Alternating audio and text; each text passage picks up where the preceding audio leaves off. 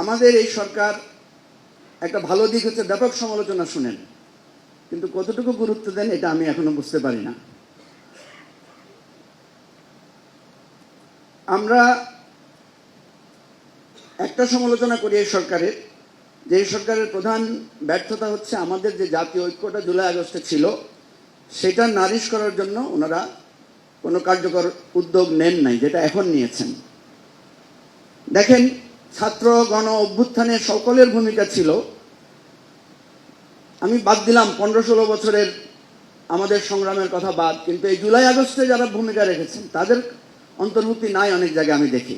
যেমন ছাত্রদের যেভাবে দেখানো হয়, কিন্তু আমি তো দেখেছি নজরুল ইসলাম খানও তো জেলে গিয়েছিলেন, আবদুল্লাহ তাহের বা এই জোনায়েদ সাকিরা তো আহত হয়েছিলেন, এই যে আমার পাশে বসে এহসানুল হুদাও তো জেলে গিয়েছিলেন, আমরাও তো গুলিবিদ্ধ হয়েছিলাম, এখানে অনেকে আছেন। কোথাও কি একটা ছবি আছে এদের? কোথাও কি এদের কথা স্মরণ করা হয়? সুতরাং জাতীয় ঐক্যের প্রয়োজন হলে যারা যারা ভূমিকা রেখেছেন, কষ্ট করেছেন, সবার ভূমিকাটা রাখা দরকার, কারণ এটা রাখলে আমরা বড় হব, ছোট হব না।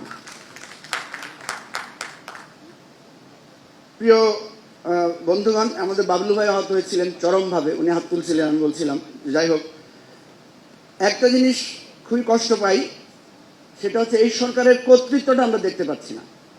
আমি জানি না প্রফেসর আলী রিয়া যখন বলবেন কিনা, উনি কিন্তু আগে বলেছিলেন এই সরকার ক্ষমতায় আছে কিন্তু কর্তৃত্বে না, এই ধরনের একটা কথা মনে উনি বলেছিলেন।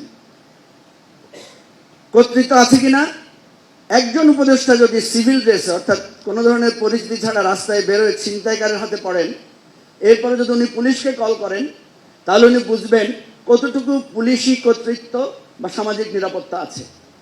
এইটা অবশ্যই বুঝতে হবে। যদি এই সরকারের কর্তৃত্বই না থাকে, ওনারা কিভাবে নির্বাচন করবেন? স্থানীয় করেন, জাতীয় করেন, কি করবেন? কিছুই করা যাবে না যদি কর্তৃত্ব না থাকে। যার যেখানে শক্তি আছে সেই কেন্দ্র দখল করবে, এবং তখন এই নির্বাচনটা হবে সবচেয়ে দুর্বল একটা নির্বাচন। সুতরাং আমি বলবো, কর্তৃত্ব প্রতিষ্ঠা করেন প্লিজ। আমাদের প্রধান উপদেষ্টা, উনি শান্তির জন্য নোবেল পেয়েছেন, কিন্তু এই রাষ্ট্র শাসনটা একটু কষ্টের জায়গা।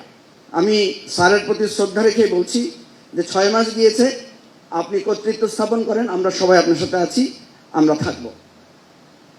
সংস্কার কমিশনকে কিন্তু আমরা লিখিত প্রস্তাব আগে দিয়েছি, শুধু পুলিশ কমিশন ছাড়া বাকি সবাই আমাদের কাছে সুপারিশ চেয়েছিলেন, আমরা মতামত দিয়েছি।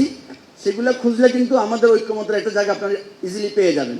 সুতরাং সেটা ধরে যদি কাজ শুরু করেন এবং সবাইকে যেভাবে আপনারা আবারও ডাকেন, আমি মনে করি খুব সহজে কাজটা করা যাবে। সবাইকে ধন্যবাদ। আসসালামু আলাইকুম।